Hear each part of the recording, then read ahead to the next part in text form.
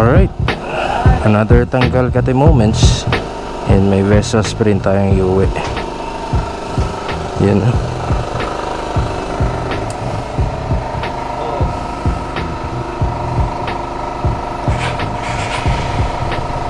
Sir, thank you. Alright. Sige sir, maraming salamat.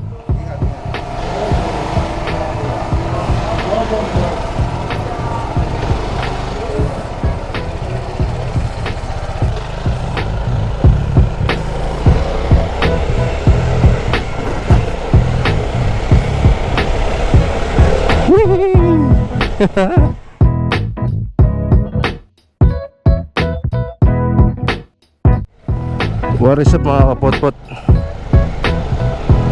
And one way dito, Mr. Kalakalier, and welcome to the vlog. So sana umabot yung gas ko. We have a new toy. And wala rin tayo pang naisip na pangalan. So for the meantime, siya si Sprint Pututoy Kina. So andito tayo ngayon sa Marikina. Yan, galing tayo kila Sir Jojo sa Jomworks. And inuwi na natin tong isa sa mga alaga niya. So maliligaw tayo dito. Ang dami palang one way. Bumalik ako sa pinanggalingan ko. Dito, one way din.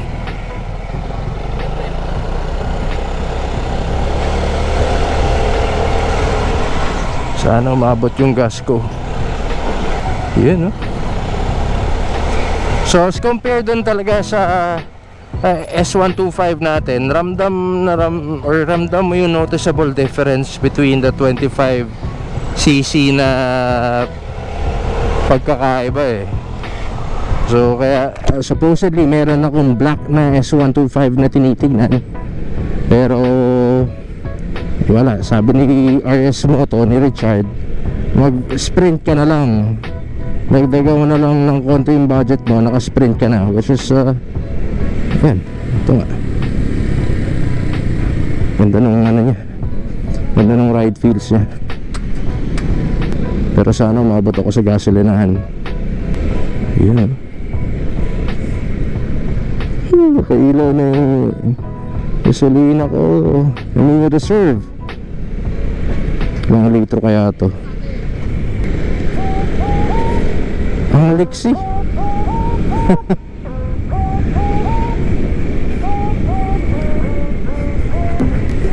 Ang liksi na itong motor na to.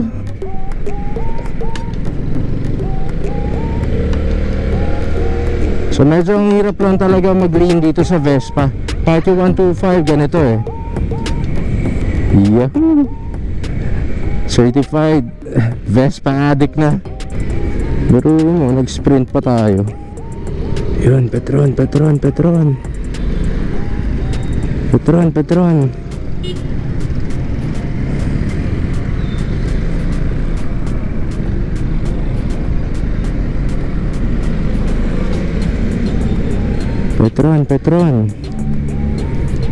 There we go. Extra 150. Yung mabagal lang ha, bumubulwak eh.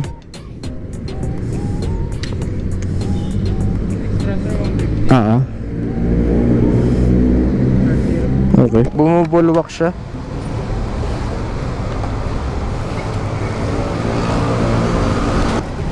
Alright, 150 lang muna karga natin. Obserbahan natin to.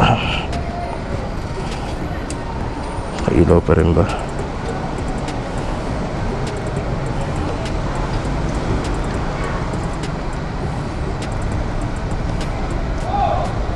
Okay, mag-start.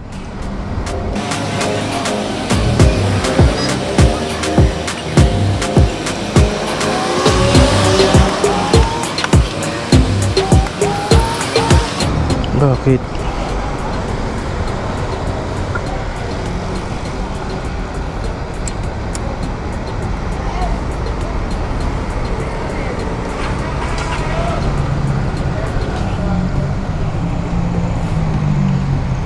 Lolo ko. Ay mag-start. Alright, pero nakapagpagas na tayo. Tigas. Iba pa rin talaga si Bitubo. Ano kaya yun, battery? So this is a 2015 Vespa Sprint 150. So according to some Facebook groups na ang difference niya with the Primavera, the Sprint is leaning towards yung sportier stance or sporty look, dahil mas aggressive yung stance niya as compared with the Prima. And si Prima is yung headlight niya ay bilog, ito ay kwadrado or I don't know, octagon. Basta yun yung pinagkaiba niya. Makina, they have the same, they share the same platform ng 150cc. Though ito yung model na non-iJet pa or iGet. Yan. So kung bakit 150 ulit ang pinili ko, bakit hindi yung 125? So yung nagamit ko kasi yung S125 natin, okay naman siya kung ikaw yung tipo nung kasisimula mo palang magmotor, and as in no background ka pa, first time mong sumampa sa motor, yan, okay siya. Pero yung pagka medyo nasanay ka na sa mga malalaking displacement, tapos bigla ka nag S125, medyo bitin ka eh. Not unless pang ano mo lang, pang city use mo, or medyo chill, sobrang chill mo mag-drive. Daanan natin si Manong Richard. So ito yung LX150 ni Richard. So yun nga, mas malaki oh. Tingnan, yung haba same, parang same lang eh. Parang same lang siya, pero parang mas mataas to. Tingnan natin side by side. Chad, parang ano, battery diskarga. Ayan oh. Kanina nagpagas ako, ayaw mag-start eh. As in walang crank. As in, ngayon okay na. Bakit? Observe. Vespa rin yun. So yan, tetesting ni Manong Richard. Ibang response ito. Kumpara to sa one. Iba daw yung response. Gulat ako eh.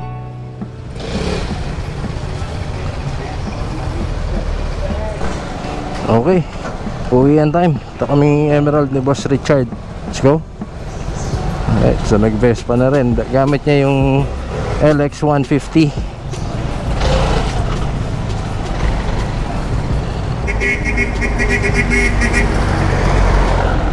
You know, let's go. Sarap talaga ng power nito 150 na to. So the bike needs tender loving care. Medyo hihimasin ko pa to. Una, yung linis niya dahil napakarumi. Then pag-aaralan ko sa YouTube paano pagkalas-kalasin yung mga pyesa. Explore ko. Pero may mga nakikita ako langgam. So baka yung mga sakit nito, yung mga wiring nito nilanggam na. Since 2015 model pa kasi to eh. Yun, no? But the acceleration, I love it. So yung kanina na-encounter ko, wala, we're still trying to figure out ni Richard ano yun. Pag nakabukas yung ilaw, sumindi yung makina. So alamin pa namin yun.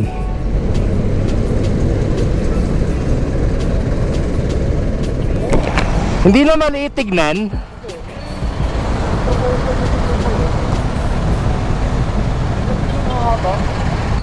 Meron kaming konting celebration dahil yun nga, inopen ko na yung Kalakal Corner, yung bagong spot niya. So hindi naman siya talagang store. It's an online store of several riding gears like helmets, yan, mga jackets, mga riding boots. So yun. Sana huwag ka maabutan ng ulan. Si Richard.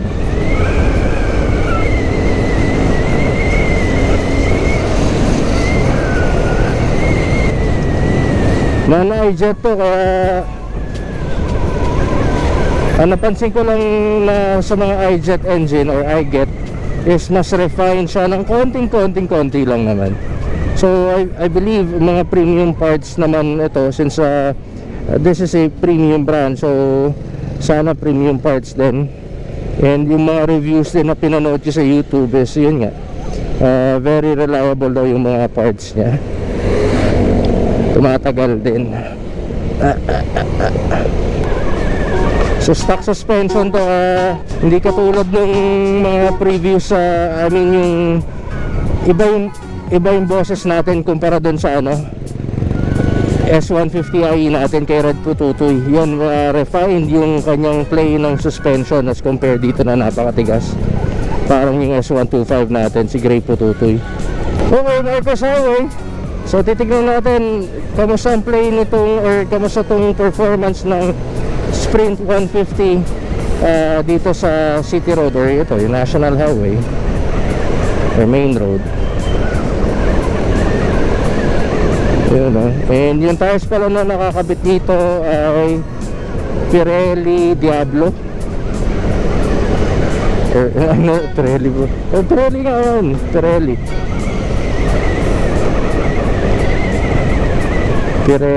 Diablo Rosso. So this past few weeks, the channel is gonna be leaning towards yun nga, European motorcycle or scooters. Ayan.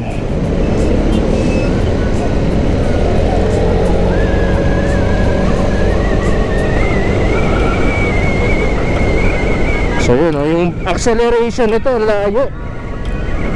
Doon ako nabibitin sa S125 ko eh, sa acceleration. Pero don't get me wrong, sa long stretch ang ganda, or yung wala masyadong traffic, dahil hindi ko masyado mag-i-stop and go, maganda na yung performance. Na-enjoy, doon ko na-enjoy yung S125 natin, si Grey Pututoy.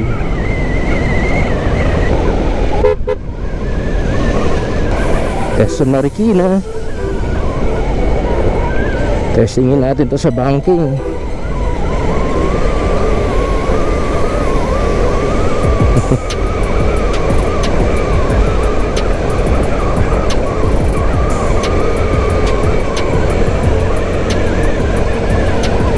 Malamig na.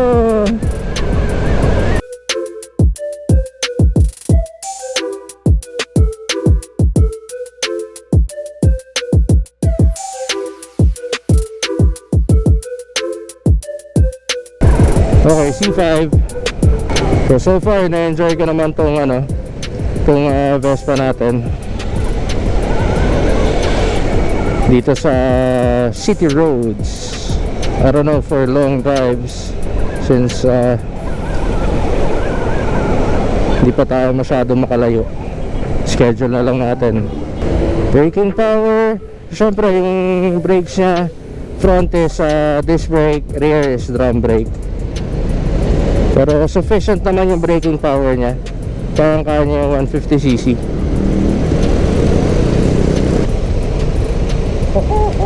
Parang masaya mo. Medyo.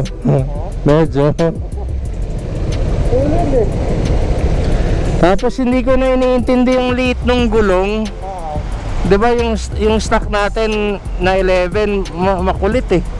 Saka naiisip ko yung pag medyo malalim na sidewalk, wala mo buhatin yung kapatid. Uphill. At least hindi ka nabibitin.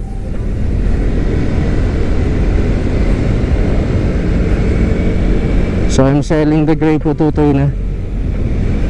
Ito na yung magiging kapalit ni Grey Pututoy. Alright.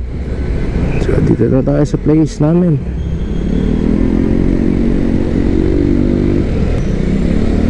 So, konting celebration kami. Nagluto si Mrs. Kalakal ng Bake Mac. And i-welcome lang namin tong mini business such as the Kalakal Corner.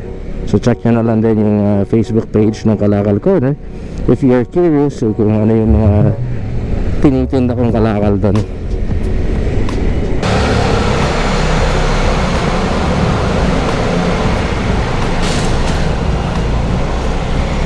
Aba, easy peasy. Kayang kaya. Ground clearance ko I don't know, tumaas ng konti. Tumaas ba? Hindi, I'm not sure kung tumaas ng konti. Well, yung wheel diameter nito Vespa Sprint is 12, yung harapan 12, din yung likuran. Unlike yung S150 natin, si Red Pututoy, saka si Gray Pututoy, 11 inch yung mags niya sa harap and 10 inches sa likod. And we're here. So ito yung mga bikes.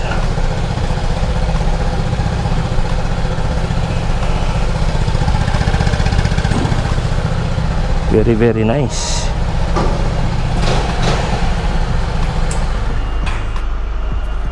Ito si Brown Pututoy.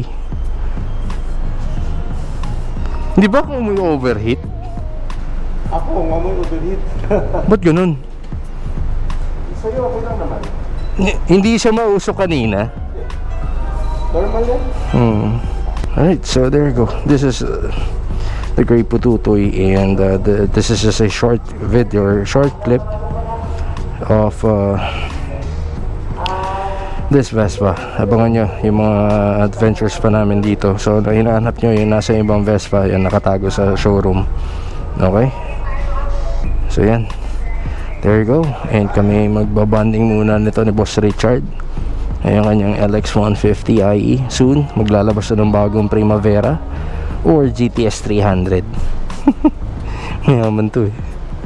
Okay, so yan yung mga bikes natin. So bueno mga kapotpot, I guess I'll be ending the vlog from here. And once again, this is your boy Mr. Kalakal, and the bike's over here. Now signing off. Ciao. Wee. So good night everyone, ride safe, and God bless palagi. Peace. Babush. Night.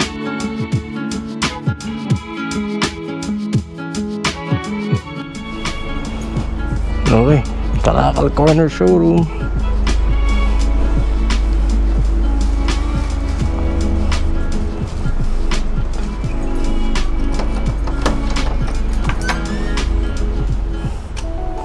Okay, touchdown. So ito yung dalawang Vespa. Yan, dito yung mga paninda. Yan. Okay. So yan lang. So dito, chill spot din. Yan, can watch TV. So sakto, yung favorite ng channel na pinapanood ko, Twenting Motorcycle, Bike Shed Moto, and Vespa New York. Okay, good night.